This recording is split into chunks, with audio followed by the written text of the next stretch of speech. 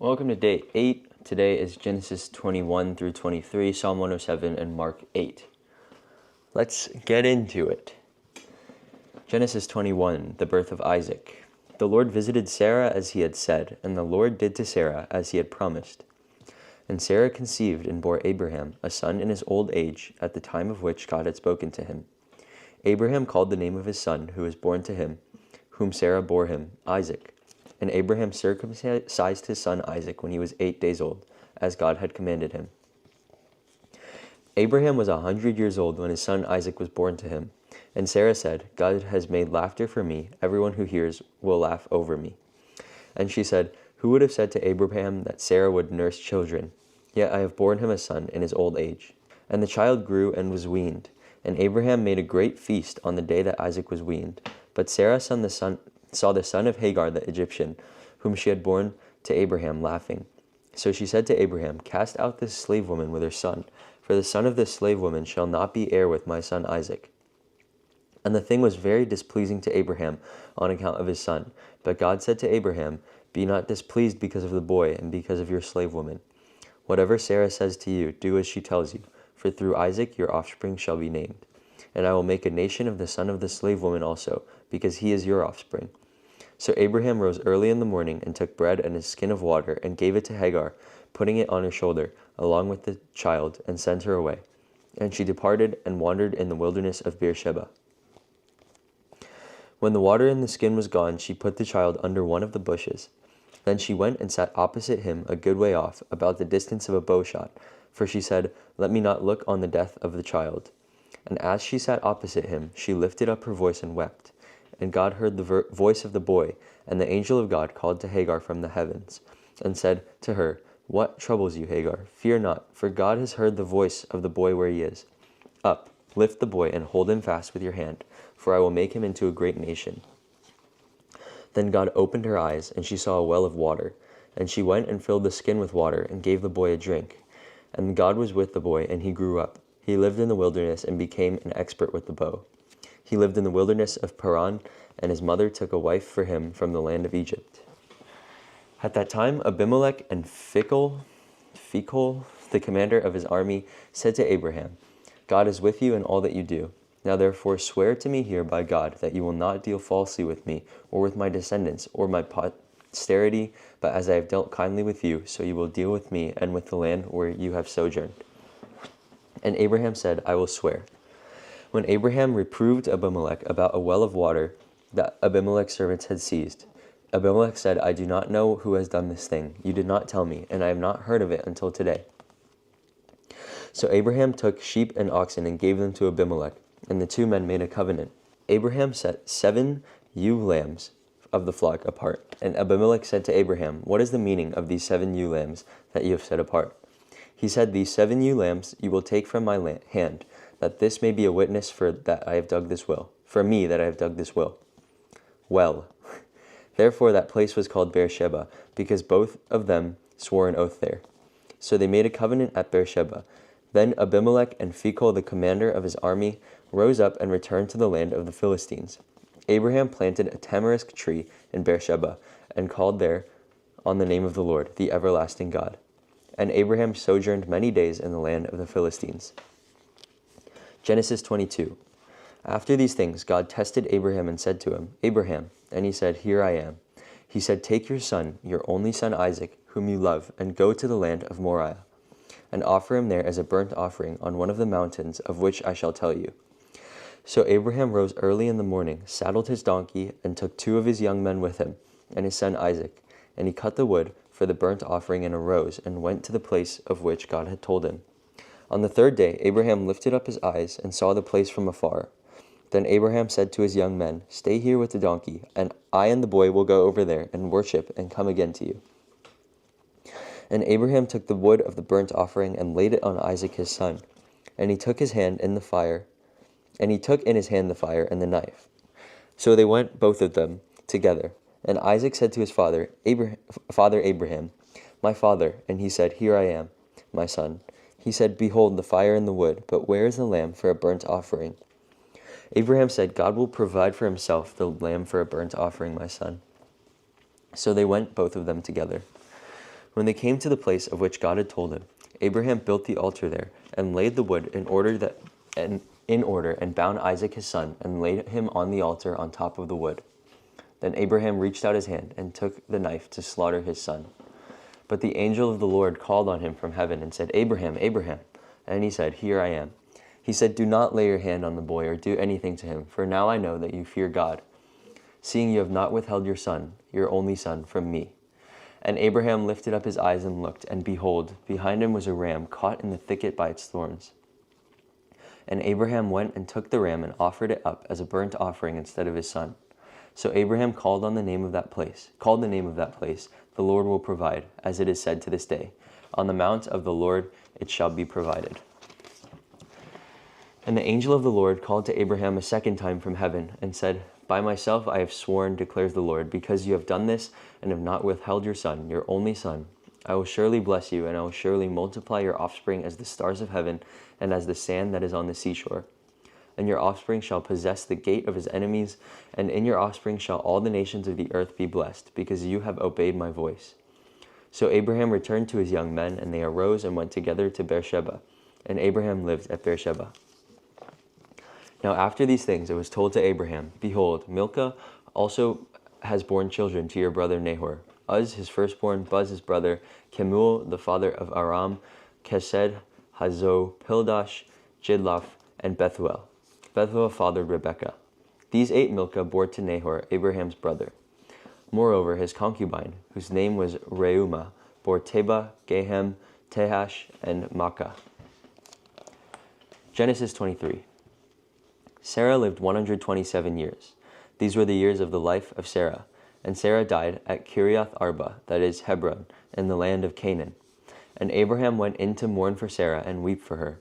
And Abraham rose up before his dead and said to the Hittites, I am a sojourner and foreigner among you. Give me property among you for a burying place, that I may bury my dead out of my sight. The Hittites answered Abraham, Hear us, my lord. You are a prince of God among us. Bury your dead in the choicest of our tombs. None of us will withhold from you his tomb to hinder you from burying your dead. Abraham rose and bowed to the Hittites, the people of the land. And he said to them, If you are willing that I should bury my dead out of my sight, and entreat for me Ephron the son of Zohar, that he may give me the cave of Machpelah, which he owns. It is at the end of this field.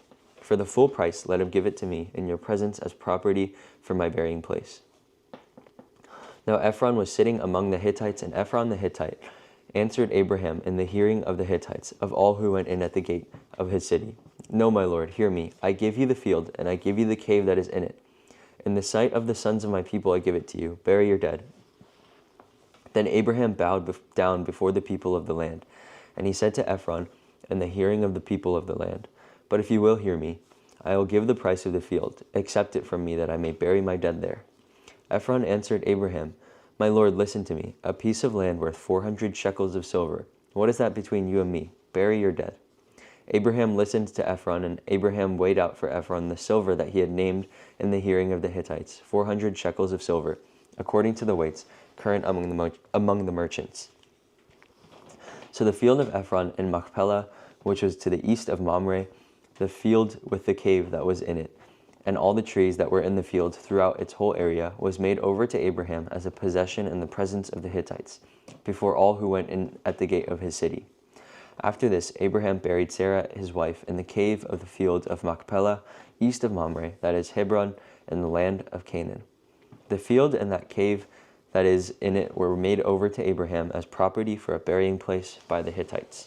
Psalm 107. Let the redeemed of the Lord say so. O give thanks to the Lord, for he is good, for his steadfast love endures forever. Let the redeemed of the Lord say so, whom he has redeemed from trouble, and gathered in from the lands, from the east and from the west, from the north and from the south. Some wandered in desert wastes, finding no way to a city to dwell in, hungry and thirsty. Their soul fainted within them. Then they cried to the Lord in their trouble, and he delivered them from their distress. He led them by a straight way, till they reached a city to dwell in. Let them thank the Lord for his steadfast love, for his wondrous works to the children of man. For he satisfies the longing soul, and the hungry soul he fills with good things. Some sat in darkness and in the shadow of death, prisoners in affliction and in irons, for they had rebelled against the words of God and spurned the counsel of the Most High. So he bowed their hearts down with hard labor. They fell down with none to help. Then they cried to the Lord in their trouble, and he delivered them from their distress. He brought them out of the darkness and the shadow of death, and burst their bonds apart. Let them thank the Lord for his steadfast love, for his wondrous works to the children of man. For he shatters the doors of bronze and cuts in two the bars of iron. Some were fools through their sinful ways, and because of their iniquities suffered affliction. They loathed any kind of food, and they drew near to the gates of death. Then they cried to the Lord in their trouble, and he delivered them from their distress. He sent out his word and healed them, and delivered them from their destruction. Let them thank the Lord for his steadfast love, for his wondrous works to the children of man. And let them offer sacrifices of thanksgiving, and tell of his deeds in songs of joy. Some went down to the sea in ships, doing business on the great waters. They saw the deeds of the Lord, his wondrous works in the deep. For he commanded and raised the stormy wind, which lifted the waves of the sea. They mounted up to heaven, they went down to the depths. Their courage melted away in their evil plight. They reeled and staggered like drunken men, and were at their wits' end. They cried to the Lord in their trouble, and he delivered them from their distress. He made the storm be still, and the waves of the sea were hushed. Then they were glad that the waters were quiet, and he brought them to their desired haven. Let them thank the Lord for his steadfast love, for his wondrous works to the children of man. Let them extol him in the congregation of the people, and praise him in the assembly of the elders. He turns rivers into a desert, springs of water into thirsty ground, a fruitful land into salty waste, because of the evil of its inhabitants. He turns a desert into pools of water, a parched land into springs of water, and there he lets the hungry dwell, and they establish a city to live in. They sow fields and plant vineyards, and they get a fruitful yield. By his blessing they multiply greatly, and he does not let their livestock diminish. When they are diminished and brought low through oppression, evil, and sorrow, he pours contempt on princes and makes them wander in trackless wastes. But he raises up the needy out of affliction and makes their families like flocks. The upright will see it and are glad, and the wicked and all wickedness shuts its mouth. Whoever is wise, let him attend to these things. Let them consider the steadfast love of the Lord. Mark 8. In those days when again a great crowd had gathered and they had nothing to eat, he called his disciples to him and said to them, I have compassion on the crowd because they have been with me now 3 days and have nothing to eat. And if I send them away hungry to their homes, they will faint on the way. And some of them have come from far away. And his disciples answered him, How can one feed these people with bread here in this desolate place? And he asked them, How many loaves do you have? They said 7. And he directed the crowd to sit on the ground. And he took the 7 loaves, and having given thanks, he broke them and gave them to his disciples to set before the people. And they set them before the crowd. And they had a few small fish. And having blessed them, he said that these also should be set before them. And they ate and were satisfied. And they took up the broken pieces left over, 7 baskets full. And there were about 4,000 people. And he sent them away. And immediately he got in the boat with his disciples and went to the district of Dalmanutha. The Pharisees came and began to argue with him, seeking from him a sign from heaven to test him. And he sighed deeply in his spirit and said, Why does this generation seek a sign? Truly I say to you, no sign will be given to this generation. And he left them, got into the boat again, and went to the other side. Now they had forgotten to bring bread, and they had only 1 loaf with them in the boat. And he cautioned them, saying, Watch out, beware of the leaven of the Pharisees and the leaven of Herod. And they began discussing with one another the fact that they had no bread. And Jesus, aware of this, said to them, Why are you discussing the fact that you have no bread?